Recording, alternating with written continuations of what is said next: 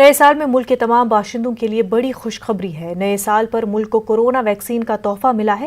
मुल्क को पहली कोरोना वैक्सीन मिल गई है। दरअसल कोरोना वैक्सीन से मुतल्लिक आज माहिरीन की अहम मीटिंग हुई। मीटिंग में पुणे सीरम इंस्टीट्यूट के जरिए बनाई गई कोविशील्ड वैक्सीन के इमरजेंसी सूरत हाल में इस्तेमाल को मंजूरी दे दी गई। ये वैक्सीन पुणे में तैयार किए गए हैं। हुकूमत की अभी वैक्सीन की महदूद सप्लाई है। वैक्सीन की खुराक शीशों में पैक की जा रही है। जराये के मुताबिक एक शख्स को 2 खुराक दी जाएंगी। पहली और दूसरी खुराक के बीच 2 से 3 महीने का वक्फा होगा। कोरोना वबा के दौरान बाहमी इमदाद और इन्हिसार का जज्बा मुस्तहकम हुआ है। मुल्क इस वबा से मुत्तहिद होकर मुकाबला कर रहा है। टीकाकारी के ऐलान के बाद हम बेहतर ताउन करें जिससे हम कोरोना को मात देने की जानिब कदम बढ़ा सके। नेटवर्क 18 इस मुहिम में हर कदम पर आपके साथ रहेगा। जब तक सभी महफूज नहीं होते तब तक कोई महफूज नहीं होगा। इसी सोच की बुनियाद पर हमारी मुहिम संजीवनी का मकसद ये यकीनी बनाना है कि वैक्सीन पाना सभी हिंदुस्तानियों का हक है।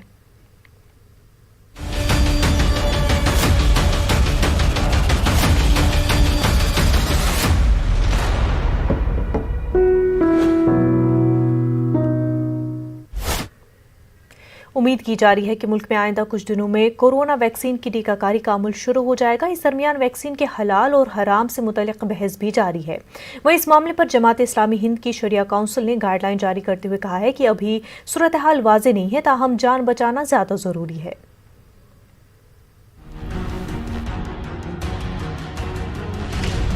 कोरोना वैक्सीन के हलाल और हराम के बारे में बहस जारी है। ऐसा इल्जाम है कि कोरोना वैक्सीन के मुरक्कब में खिंजीर की चर्बी भी शामिल है। लेकिन इस पूरे मामले पर जमात इस्लामी हिंद की शरिया काउंसिल ने गाइडलाइन जारी करते हुए कहा है कि अभी इस ताल्लुक से कुछ भी वाज़ेह नहीं है और मजबूरी की हालत में जान बचाना ज्यादा जरूरी है। तो चूंकि शरीयत की ये भी इजाज़त है कि जान को बचाने के लिए हराम चीज़ खाई जा सकती है, तो वही हुक्म इलाज के ताल्लुक से भी होगा कि चूँकि ये कोरोना के नतीजे में बहुत ज़्यादा अमवात हो रही हैं, जान का ख़तरा बहुत ज़्यादा है, इसलिए जान को बचाने के लिए इस्तरारी तौर से उसका इस्तेमाल जायज़ हो सकता है। ये तो उस सूरत में जबकि सिर्फ एक ही वैक्सीन है और कतई तौर से मालूम हो कि उसमें हराम अज़ा शामिल हैं, लेकिन जिसका इम्कान है कि कई कंपनियां हैं जो रिशन करवा रही हैं और इसमें इसकी पूरी उम्मीद है कि दूसरी जो और जो वैक्सीन होंगे उसमें ऐसे कोई अज़ा शामिल नहीं होंगे। इस्लामी फ़िक़्ह एकेडमी के जरिए शाया होने वाली किताब में लिखा गया है कि जिन चीज़ों को शरीयत में हराम करार दिया गया है, अगर उसकी हकीकत और ज़ाहिरी शक्ल बदल जाती है तो फिर साबिक़ा हुक्म बाकी नहीं रहता। दिल्ली के अल-शिफा अस्पताल के फिजिशियन डॉक्टर फिराजुल इस्लाम का कहना है कि वैक्सीन बनाते हुए वायरस को कमजोर करके इंसानी जिस्म में डाला जाता है और एंटीबॉडीज तैयार की जाती है। इसमें जानवरों के अज्जा नहीं होते। इसका पता लगा है वो रिकम्बिनेंट वैक्सीन हैं, यानी कि आर्टिफिशियली तैयार करी जा रही हैं। तो मोस्ट प्रोबेबली इसके अंदर ऐसा कुछ एनिमल सोर्स का ओरिजिन नहीं लगता है। बहरहाल मैं बहस के तौर पे ये बताना चाहूँगा कि अगरचे इसके सोर्स हमें कहीं ऐसी जगह से मिलता है जो कि एनिमल ओरिजिन है, फॉर आर्ग्यूमेंट सेक, मैं इसके ऊपर नहीं जा रहा कि लगाना चाहिए नहीं लगाना चाहिए, बस मैं बताना चाह रहा हूँ अगरचे ये है भी एनिमल सोर्स, तो भी जहाँ तक हमें जान बचाने की ज़रूरत है तो उसमें फिर ये शरीयत की इस बात की इजाज़त है, हमको मिलती है इस्लाम के अंदर कि हम इसको इस्तेमाल करें। बहस के तौर में हम मान लें कि पोर्क से बन रहा है तो जान बचाने के लिए, क्योंकि कोरोना का कोई इलाज नहीं है, कोरोना की कोई वैक्सीन अभी तक बनी नहीं है, अगर पोर्क से भी बन रही है तो हमें इसकी इजाज़त मिलती है कि हम इसका इस्तेमाल करें। बहरहाल इस पूरे मामले पर आम लोगों का भरम दूर करने की जरूरत है ताकि जिंदगी और मौत की जंग के दरमियान कड़ी का काम करने वाली वैक्सीन के ताल्लुक से कोई गलत फहमी बाकी न रहे। न्यूज़ 18 उर्दू के लिए दिल्ली से खुर्रम शहजाद की रिपोर्ट।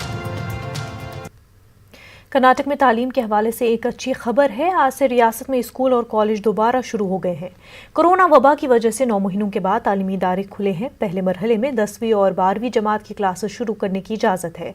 बेंगलुरु के फ्रीजर टाउन में वाक़े हाजी सर इस्माइल सेठ सरकारी उर्दू स्कूल में हुकूमत की हिदायत के मुताबिक इंतजामात किए गए हैं। समाजी फासले, मास्क, सैनिटाइजर्स और दीगर हिफाजती इंतजामात के साथ पढ़ाई का सिलसिला शुरू किया गया है। टीचरों ने तलबा से अपील की कि वो अपना वक्त ज़ाया न करे और रोज़ाना क्लासेस अटेंड करे। टेस्ट लिया गया, बच्चों को भी ठीक तरह से जांच करके ही स्कूल के अंदर लिया गया है, सैनिटाइज करके, और हर एक बच्चे को चेक किया गया है यहाँ पर। और हमारे भी कोविड टेस्ट लेने के बाद ही स्कूल खोले गए हैं, और थोड़े बच्चों में जोश है और थोड़े बच्चों में खौफ ज़ाहिर हो रहा है। तो और हम इन 10 महीनों में ऑनलाइन क्लासेस भी लिए, लेकिन इतने इफ़ेक्टिव नहीं हुए जितना हम इनफरादी तौर पर क्लासेस में अटेंशन दे सकते हैं। और सोशल डिस्टेंसिंग भी रखेंगे। एक ही वक्त तमाम बच्चों को एक क्लास में एक जमात के अंदर दर्स नहीं दिया जाएगा। उनको खुली, हमारे पास अल्हम्दुलिल्लाह ये जो स्कूल है लतीफ़िया उर्दू गवर्नमेंट ब्लैकपल्ली की स्कूल है, अल्हम्दुलिल्लाह यहाँ पे अच्छा सा मैदान है जहाँ पे आराम से बच्चों को खुली हवा में भी। नए साल के इस्तकबाल के साथ कोलकाता यूनानी मेडिकल कॉलेज एंड अस्पताल ने अपना एहतजाज जारी रखने का फैसला किया है। कॉलेज को सरकारी तहवील में लिए जाने के मुतालबे पर कॉलेज के असातिज़ा और तुलबा गुज़िश्ता 12 दिनों से एहतजाजी धरने पर बैठे हैं। असातिज़ा ने कॉलेज के ताल्लुक से हुकूमत की अदम तवज्जुही को अफसोसनाक बताते हुए नए साल के आगाज़ के साथ अपना एहतजाज सख्त करने का फैसला किया है।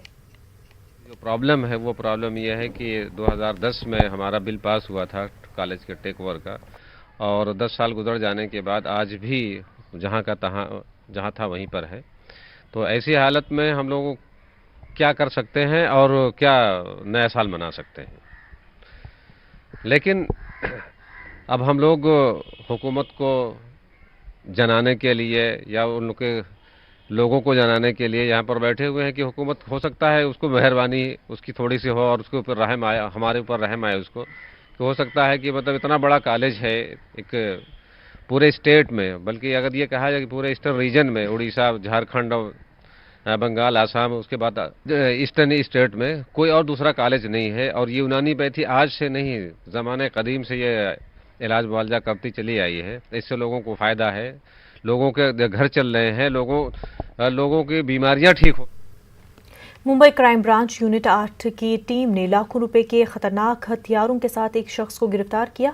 मुंबई क्राइम ब्रांच के डीसीपी अकबर पठान ने बताया कि टीम को खुफिया जानकारी मिली थी कि बांद्रा टर्मिनल के करीब एक शख्स हथियारों की सप्लाई करने आने वाला है।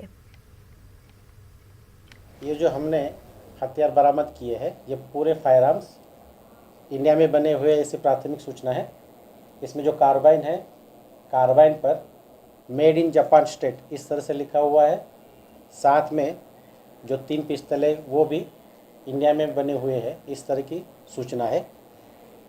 इसकी जो कीमत है, कार्बाइन की कीमत, या शुरू की जांच में पता चला है कि जो डिलीवर करता है वो 2 लाख रुपए के लिए बेच रहा है।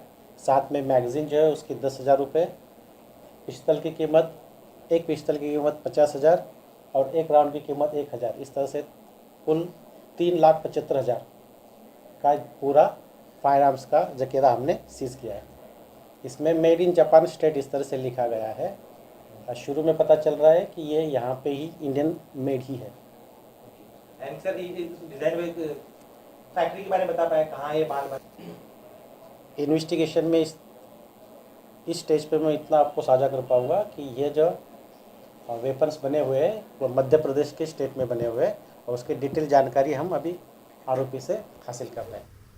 सीनियर वकील महमूद पराचा ने दिल्ली पुलिस पर उनके साथ बदसलूकी करने का इल्ज़ाम आयद किया है, जिसके बाद मुख्तलिफ मिली और समाजी तंजीमों की जानिब से महमूद पराचा की हिमायत में आवाज़ बुलंद की जा रही है। आज अमरावती में इंडियन यूनियन मुस्लिम लीग और हम भारत के लोग नामी तंजीम की जानिब से अमरावती ज़िला कलेक्टर दफ्तर के सामने दिल्ली पुलिस के खिलाफ ज़बरदस्त एहतजाज किया गया और महमूद पराचा के साथ दिल्ली पुलिस ने जो हरकत की है उसकी सख्त मजम्मत की।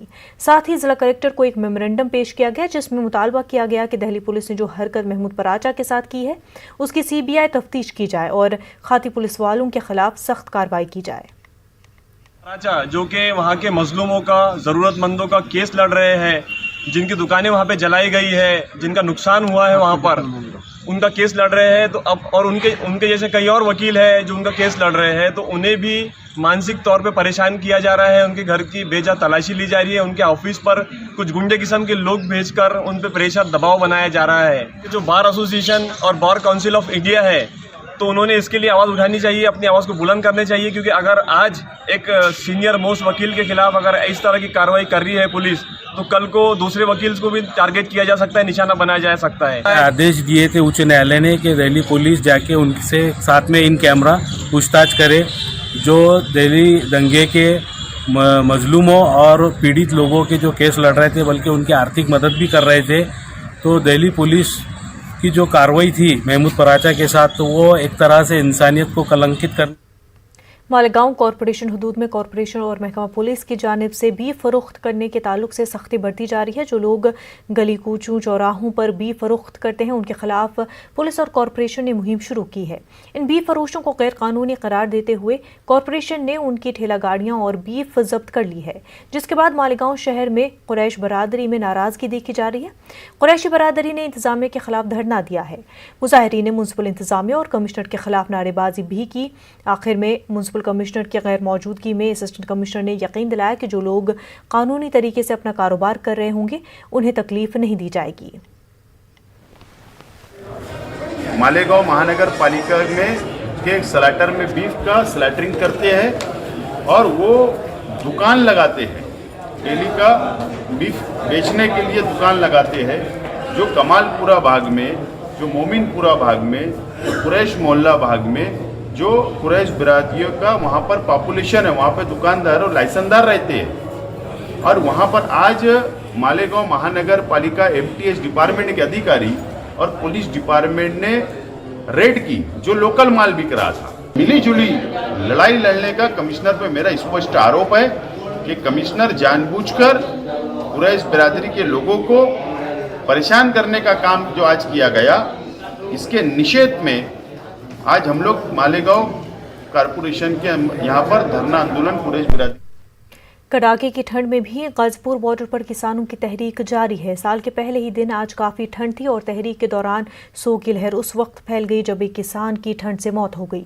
ठंड से हलाक होने वाले किसान गुलतान सिंह का ताल्लुक बागपत जिले के भूनपुर से था। आप एक महीने से इसी आंदोलन में, कौन सा गाँव है अपना?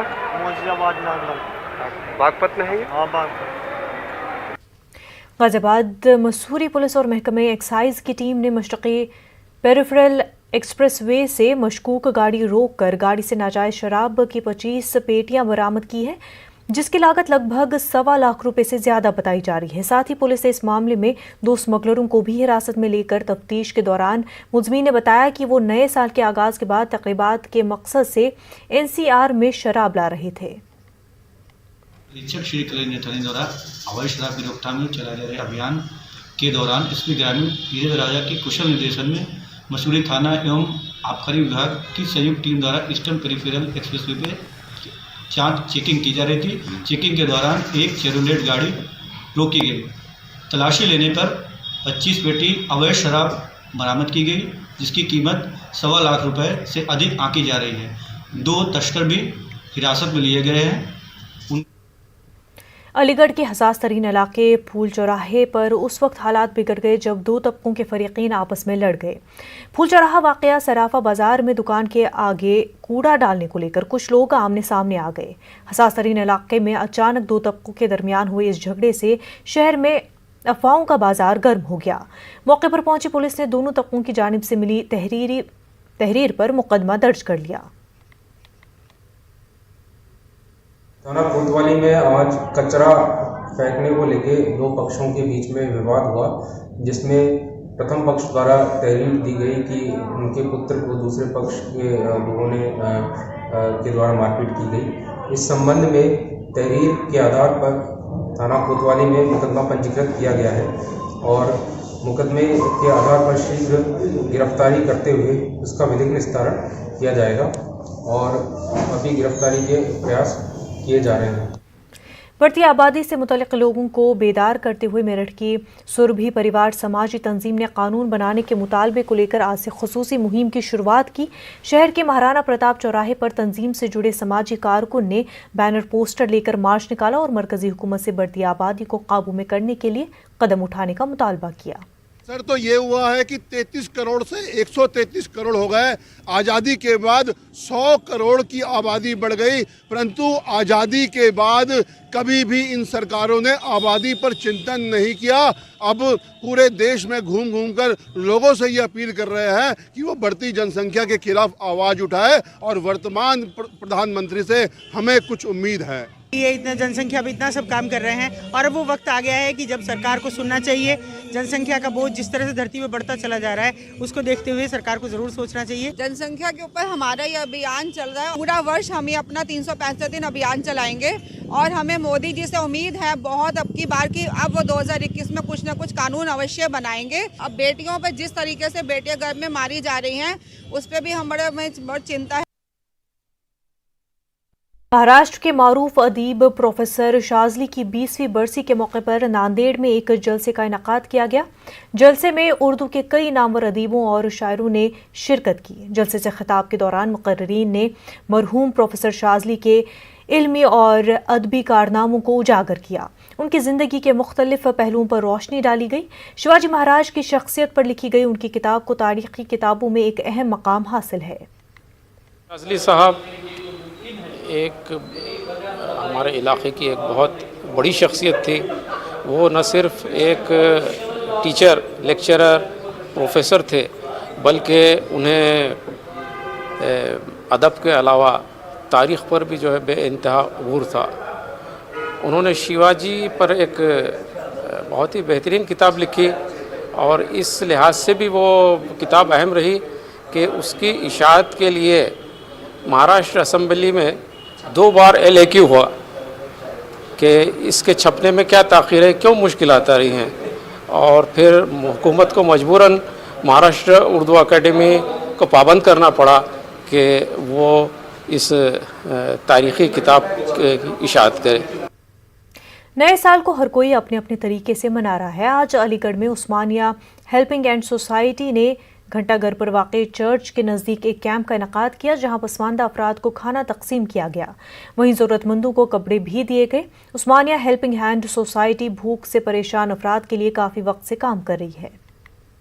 इस मौके पर हम लोगों ने ये इस तरीके से नए साल को मनाया कि जिससे जो गरीब तबका है, जो लोग खाने के लिए और ख़ासकर जिन लोगों के पास गर्म कपड़े नहीं है, उन लोगों के साथ आज हमने नया साल मनाया, जिसमें वूलन क्लॉथ्स थे, ब्लैंकेट्स थे और बहुत सारे कपड़े ऐसे थे जो बिल्कुल अच्छी कंडीशन में थे, जो हमारे मेंबर्स ने सबने कलेक्ट किए थे। वो सारे कपड़े डिस्ट्रीब्यूट करवाए गए, उसके साथ साथ खाना। अजीम मुजाहिद आज़ादी मौलाना अबुल कलाम आज़ाद की कायम करदा अंजुमन इस्लामिया की मौजूदा कमेटी मौलाना आज़ाद के ख्वाबों को शर्मिंदा ताबीर करने की कोशिशों में मसरूफ़ है। माशरे की तालीमी तरक्की के मकसद से मौलाना आज़ाद कॉलेज की नई इमारत की तामीर के लिए तकरीबन 1.5 करोड़ की लागत से 5-6 एकड़ ज़मीन की खरीदारी की गई है। रांची शहर के करीब बन्ना पटरी नामी मकाम पर कायम ज़मीन पर मौलाना आज़ाद कॉलेज की वसी और अरीज़ इमारत की तामीर कराई जाएगी। अंजुमन इस्लामिया के सदर अबरार अहमद ने वाज़े किया कि माशरे की तालीमी तरक्की के लिए मुख्तलिफ तरह के कदम उठाए जा रहे हैं। 50-60 बरस के अरसे में पहली बार जो है आज़ाद कॉलेज की ज़मीन खरीदी गई है। बाना पीढ़ी में 5 एकड़ ज़मीन, लगभग जो है 1.5 करोड़ रुपये की ज़मीन खरीदी गई है। बाउंड्री का काम और कंस्ट्रक्शन का काम हम लोग शुरू करेंगे वहाँ पे। एजुकेशन का हमारा काम चल रहा है। जो बासलाहियत बच्चे थे, जो गरीब बच्चे हैं लेकिन बासलाहियत बच्चे हैं, उनके एडमिशन का एक सिलसिला हम लोग चालू किए हैं। और एक बाग़े रसूल के नाम से हम लोग एक हॉस्टल और यतीम खाना सरकार के मदद से करना चाह रहे थे। सरकारी मदद की कमी रही, ये नहीं मिला है। हम लोगों ने तय किया है कि हम तमाम लोग खुद ही मिल करके जो है बाग़े रसूल की शुरुआत करेंगे और इसको कंप्लीट करेंगे। महाराष्ट्र के पॉवरलूम शहर भिवंडी में लॉकडाउन के बाद कॉरपोरेशन की जानिब से शहरियों पर एक और परेशानी ये कि अब घरपट्टी और पानी पट्टी टैक्स को प्राइवेट कंपनियों के सुपुर्द किया जाएगा, जिसके खिलाफ शहर में एहतजाज और मुजाहिरों का सिलसिला शुरू हो गया है। इसी दौरान एनसीपी के खातून लीडर स्वाति कांबले कॉरपोरेशन के बाहर 3 दिनों तक भूख हड़ताल पर बैठ गई, जिसके बाद मेयर ने उन्हें पानी पिलाकर और मुतालबात पूरे करने की यकीन दहानी देकर उनकी भूख हड़ताल को खत्म करवाया। एक घरपट्टी पानी पट्टी जिस तरह से इन्होंने प्राइवेटाइजेशन को देने का निर्णय लिया है, निर्णय नहीं लिया है, ये एजेंडे में डाल के और बेकायदेशीर जो लेने का इन्होंने वो काम किया है। हमने कमिश्नर साहब से निवेदन देकर ये कहा है कि आप कस्टोडियन ऑफ द लॉ हो, यहाँ के म्युनिसिपल एक्ट के कस्टोडियन हो आप। ये म्युनिसिपल एक्ट की धज्जियां यहाँ पे उड़ाई गई हैं। और क्या कहते हैं कि जो अभी आता था 3,000 2,000 वो भर लेंगे, अब 20,000 10,000 आएगा वो हम कहाँ से भरेंगे हैं? अब इतना है, बिल भरना है, नल पट्टी है, ये घर भी देखना हम लोग को और बच्चे लोगों का भी है, इतना हम लोग नहीं महंगा कर पाएंगे। तो बहुत ज्यादा पड़ेगा ना, अभी जब ज्यादा आएगा तो फिर अपने ऊपर बोझ ही है, वो हमको देना ही देना है। नल पट्टी हो, घर पट्टी हो या ये पावर का बिल हो, वो तो भरना ही भरना है ना। तो वही सर्दी के अयाम में ज़रूरतमंदों और गरीबों की ज़रूरत के मद्देनज़र मेरठ में मुस्लिम समाजी अफराद की तंजीम आइडियल एजुकेशनल वेलफेयर सोसाइटी ने एक क्लॉथ बैंक की शुरुआत की है। समाज के साहिब हैसियत अफराद के ताउन से इस क्लॉथ बैंक के ज़रिए बग़ैर तफरीक मज़हब व मिल्लत समाज के ज़रूरतमंद अफराद कंबल, गद्दे और गर्म कपड़े तकसीम करने की शुरुआत की गई। क्लॉथ बैंक के क़याम के पहले ही दिन सैकड़ों ज़रूरतमंदों लोगों को कंबल, गद्दे और गर्म कपड़े तकसीम किए गए।